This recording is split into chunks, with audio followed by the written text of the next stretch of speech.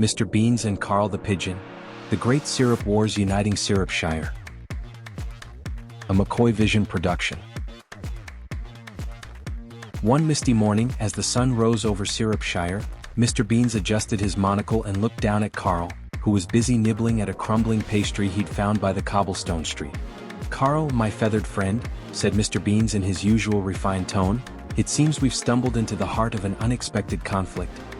He pointed his cane towards the bustling town square, where banners and pennants in sticky hues of amber and gold fluttered in the wind. The townspeople were clearly divided.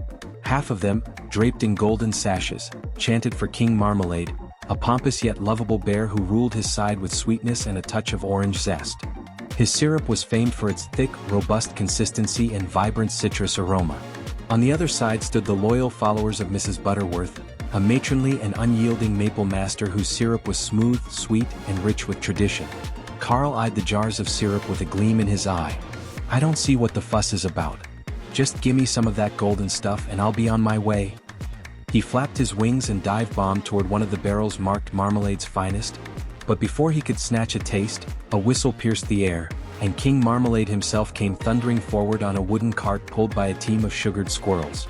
He raised a sticky paw toward Carl. "Ah, a spy for Mrs. Butterworth, no doubt. Seize that pigeon."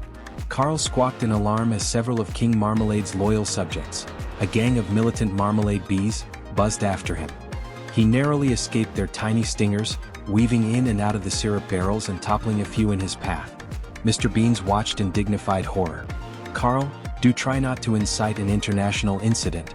After several twists, turns, and some unfortunate stickiness, Carl found himself pinned in a pool of orange-flavored syrup, where Mrs. Butterworth herself approached, an eyebrow raised in suspicion.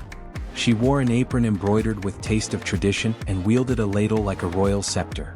"Why are you meddling in this sticky affair, Pigeon?" she demanded. "Have you no allegiance?" "Honestly, I'm just here for the snacks," Carl replied, his feathers sticking together awkwardly. Mrs. Butterworth wasn't impressed. "Perhaps you'd like to choose a side and stop sampling both parties' goods." She gave him a pointed look, then shifted her gaze to Mr. Beans, who was adjusting his gloves with his usual impeccable calm. "Ma'am, I do believe there's been a misunderstanding," Mr. Beans interjected, stepping forward with a courteous bow. "Carl here is merely a connoisseur of fine syrups. If I may, perhaps we could negotiate a truce over a proper breakfast?" Mrs. Butterworth looked him up and down, considering. At last she nodded. "Very well, but only if King Marmalade agrees. I'd like this war to end as much as anyone." With a diplomatic flourish, Mr. Beans turned and strode to King Marmalade, who was begrudgingly impressed with Mr. Beans's air of sophistication. After some discussion and the promise of a grand syrup tasting event, an agreement was struck.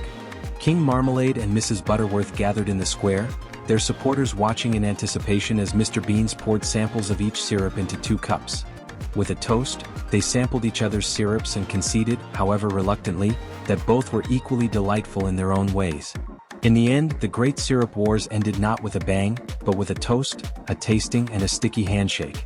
Carl, still covered in a patchwork of syrup, winked at Mr. Beans as they left Syrupshire. "Well, that was sweet," Carl chirped, eyeing one last sticky barrel as they strolled away. Don't forget to like and subscribe. And stay tuned for more.